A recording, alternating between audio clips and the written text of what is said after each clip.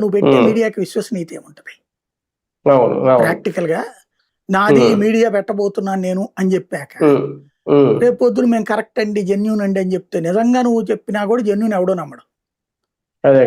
Media ఎవడన్నా ఒక media పెట్టుకుంటుంటే encourage చేయాలా, వెనకాల ఉండాలి. నువ్వు తెలుగుదేశం అట్ట చేసుద్ది. సరే ఇప్పుడు వాళ్ళు కూడా బట్టలు తీసుకుని రోడ్డుకి వచ్చారు అనుకోండి, జ్యోతి లాంటి వాళ్ళు కూడా ఇదివరకు బట్టలు వాళ్ళు పవిత్రంగా కనిపించేవాడు, బయటికి పాతివ్రత్యం నటించేవాడు కనీసం.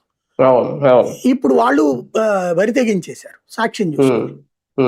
ఇప్పుడన్నా కొంతమంది కనీసం ఆ పాతివ్రత్యం నటించే వాళ్ళన్నా కావాలి కదా, అది మిస్ అవుతుంది అనమాట. కానీ ఒకటి సార్ ఇంకో మాట కూడా చెప్పారు, జగన్ గురించి ఎందుకు విమర్శించట్లేదు అనే దానికి ఒకసారి ఆయన ఏం చెప్పారు? మీరు వైఎస్ఆర్సీపీకి ప్రజలు బుద్ధి చెప్పారు, ఒక గుణపాఠం నేర్పించారు. ఆ గుణపాఠం నేర్చుకొని వైఎస్ఆర్సీపీ తన తప్పుల్ని సరిదిద్దుకొని మళ్ళీ తిరిగి అధికారంలోకి రావాలి.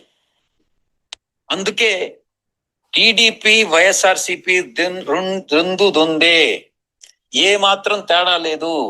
థర్డ్ ఫోర్స్ కు మాత్రమే ఈ యొక్క రాష్ట్రంలో ఒక వాక్యూమ్ అన్నటువంటిది ఉంది.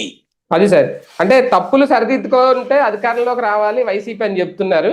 మళ్ళీ థర్డ్ ఫోర్స్ కి వ్యాక్యూమ్ ఉంది అంటున్నారు. అంటే వైసీపీకి ఒకవేళ ఈయన పార్టీ పెట్టినా, మీడియా పెట్టినా, ఏం పెట్టినా వైసీపీకి ఒక సింపథైజర్ గానే అన్న కొనసాగ